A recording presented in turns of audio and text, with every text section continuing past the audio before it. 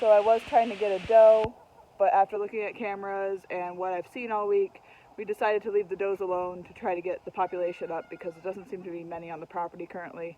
So we're going to let them breed, let them have their babies. I was hoping to get one more deer just because I'm not sure how long I'll be up for hunting sitting out there once I get more pregnant, because I'm already starting to get pretty sore from sitting there. So later in the month I will try for one more buck. I'd like to get another 1 or 2 animals in the freezer by the end of the year if I can help it. Other things I have on the agenda for the week is I really have to try to get those 3 gray rabbits bred. They're getting to the point where they should start being interested in getting bred, so I need to try a couple times a day until they do. And then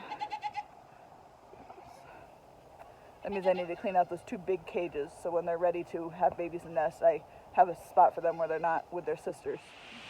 Oh, and lastly, the other thing I need to deal with this week, because the temperatures are cooling off, is I need to start plugging in waters, because the rabbit waters are starting to freeze up in the morning, and I need to make sure they don't do that so they have water all day.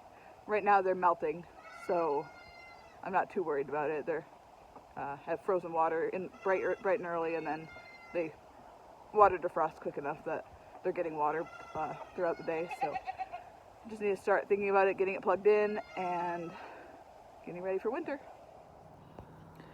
The cutie pie twins are doing great. We just fed them their bottle for the morning.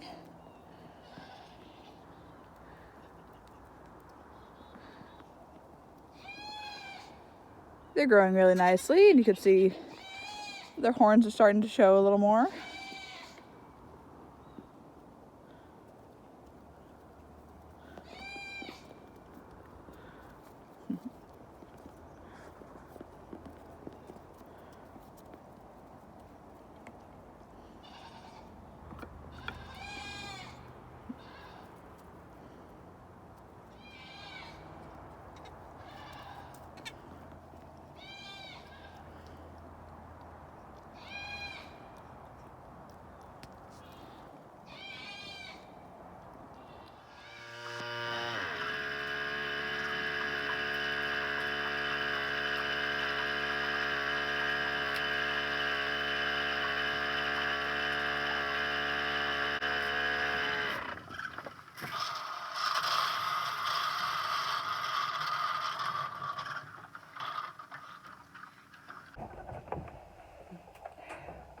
So I really have to congratulate my husband for the deer he shot yesterday. That was the biggest deer I've ever seen. The pictures don't do it justice. I didn't realize how big it was until we got it to the house. He ended up being 220 pounds gutted. His neck muscles here were as thick as my forearm. He was massive. So we'll see once we get it all cut up. I'm assuming my buck was 150. We'll probably get about 50 pounds of meat off him. We'll see. And then I'm guessing we're going to get like 90 pounds off that second buck. He's massive. Just scary animal. I'd be scared to walk into him in the woods because he was a fighter. He had scuff marks all over his hide from fighting other bucks. He was crazy looking. So that'll be nice. We'll see what walks out towards the end of the month.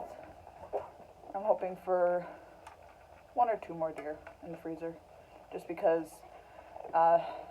this year we completely ran out of what we had. It'd be nice to restock, and then I'd like a little extra because I don't like playing with fun things like jerky and Slim Jims if we don't have enough meat for meals for the year. So if I have a little extra, I'll have some wiggle room to be able to make some snacks and some fun stuff, maybe some sausage. So we'll see. Jenny is such a slow eater.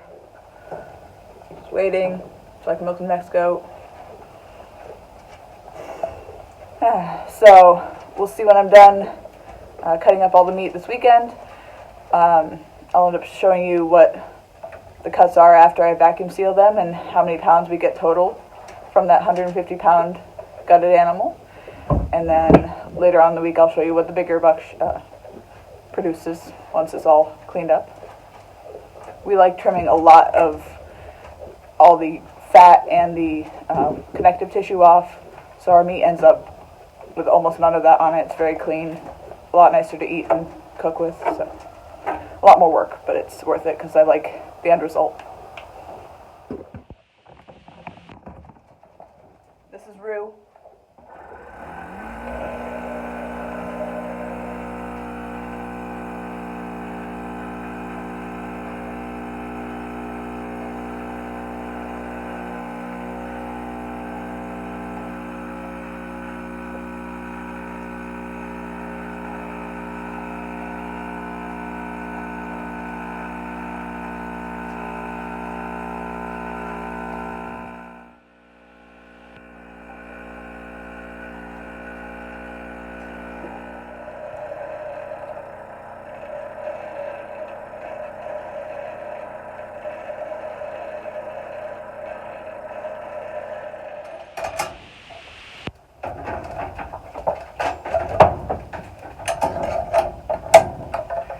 Yeah, so when we're cutting up the venison, I really prefer the ground meat to be lean.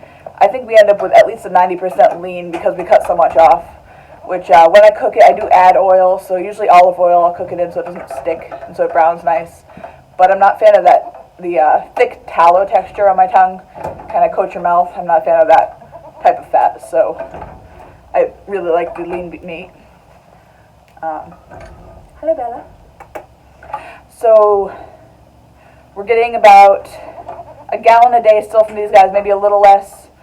And the baby goats are eating 2 cups at every feeding, so we're going through probably a half gallon for them a day. So I'm getting only half gallon to drink and to use, so I'm not making a lot of cheese right now.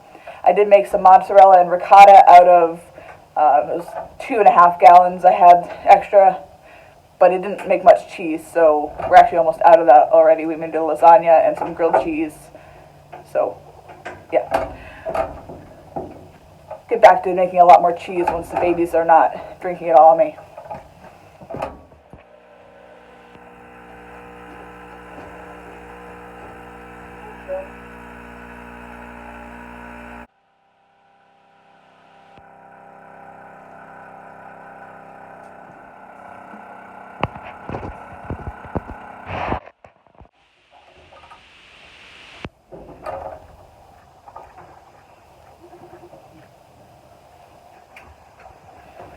So we made a goat stew out of one of those goat leg roasts, the front leg portion. It was pretty good. I definitely like the sausage more, but I didn't have the energy to make it this year. It takes a lot more work to clean it up and grind it and then spice it and stuff it. So I'll be sad in a few months when I don't have any sausage left. But the goat roast for the stew was good. It's nice to have that too. It was a little stringy a texture. It was the front leg portion. It was really tender though. We cooked it all day in the stew, and it had a nice, like, almost beef flavor. So it was tasty.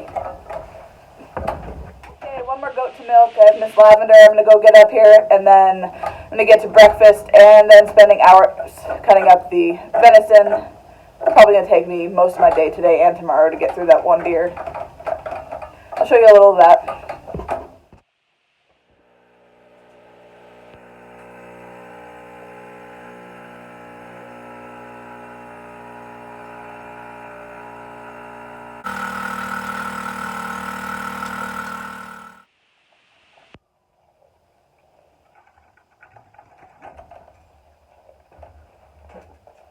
Okay, all done once she finishes her breakfast. One more note on the goat roast. I found the texture to be very similar to corned beef, like long and skinny strips on the front shoulders. I want to try making a corn goat roast. So I'll let you know how that goes. I think that'll be really good. Frying up some nice farm fresh eggs for breakfast. I'm using up the last of our venison breakfast sausage, which was amazing. Been using it all week for breakfast sandwiches. I'm gonna throw some bagels on. I did a short video on how to make these, if you want to check that out.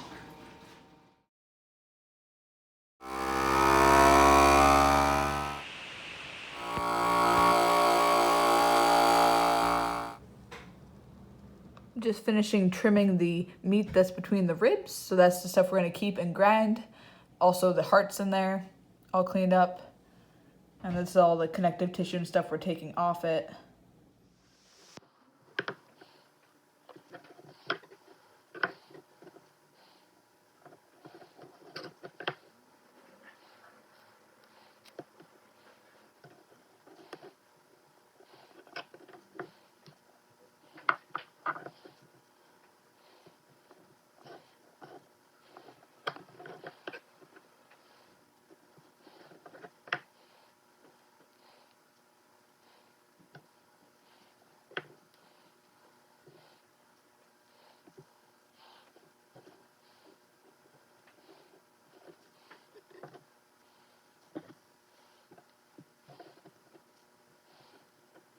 So here's how much ground meat we're gonna get off of the ribs and the heart. We just cleaned the first hind. This is how much ground meat's gonna be off of it. These are the steaks and stew meat off one hind. A little over 8 pounds. Here's the amount of ground meat we got from the second hind. Here are the steaks from the second hind. All right, so I'm about to vacuum seal the steaks from the hinds. We ended up with 7 large steaks. These are really big meals, so they feed everyone, usually 1 package. And then I have 4 packages of what I label as fajita steaks, so they're skinnier, smaller steaks. All right, so it's 1:30. We got through all of the back straps and the hinds. So now we have to do the front legs, which includes the necks.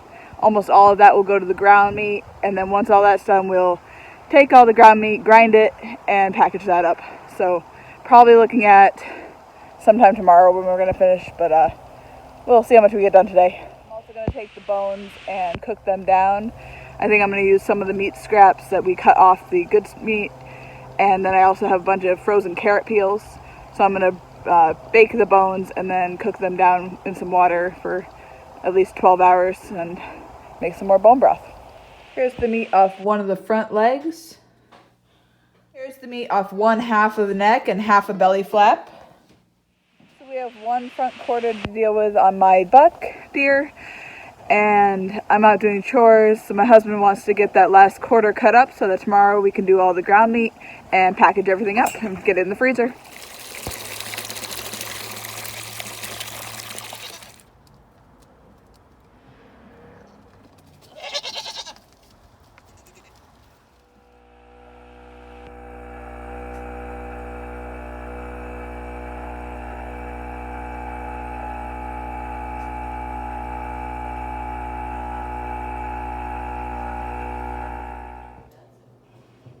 Here's the meat of the second front leg.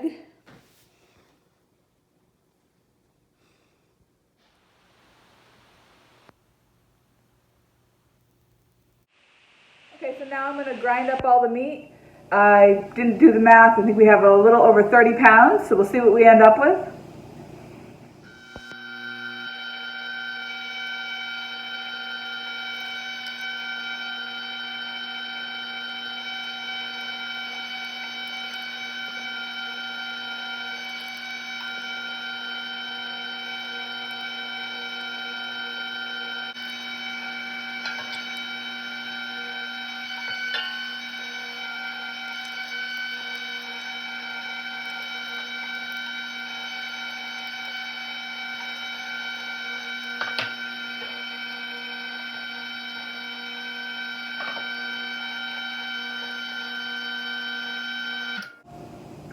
So I'm going to be double grinding all of it. I'm going to put it through the coarse plate first. I'm going to do all the meat, and then I'm going to come back and put the fine plate on and grind it again, so it's a lot finer ground. I like it better that way. All right, here's what it looks like on the first ground.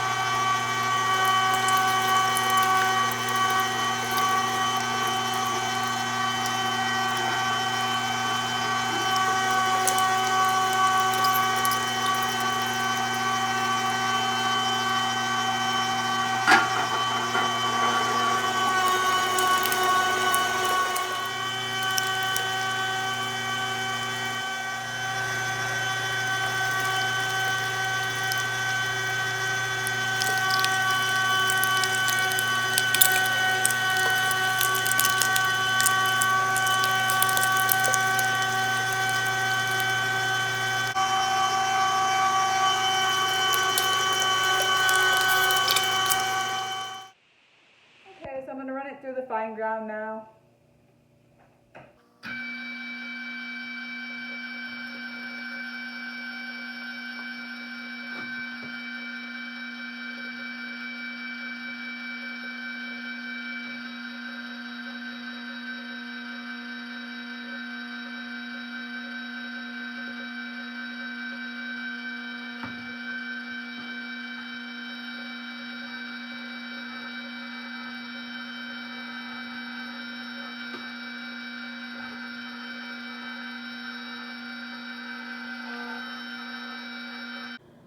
Okay, here's what it looks like double ground.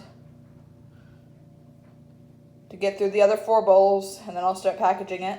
I'll be packaging it in these pint vacuum seal bags. So I like labeling them as we got 2 bucks so far, so this is buck number 1.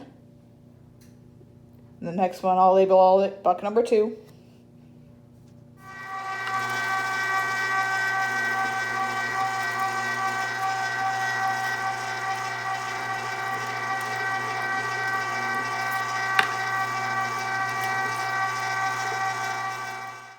Okay, so now that I'm done grinding, I'm going to take it apart. That'll show you how everything fits together too.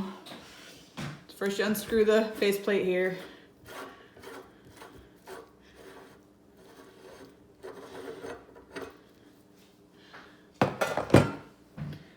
And the grinding plate comes off.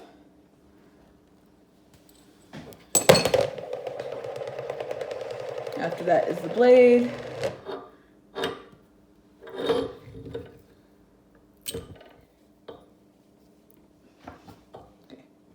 And the auger. On the end of the auger is a gasket that you want to make sure is on there. It does not run the same without that. And then to remove this, you loosen this nut, pull it off, and everything gets washed.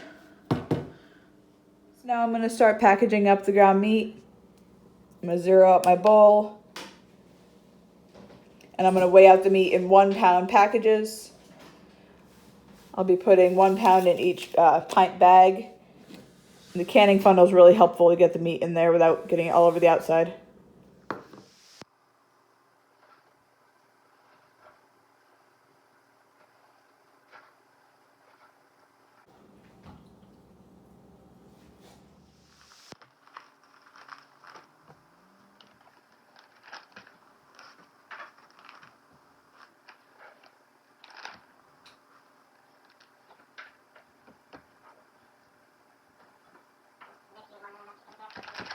So we ended up with 38 pounds of ground meat.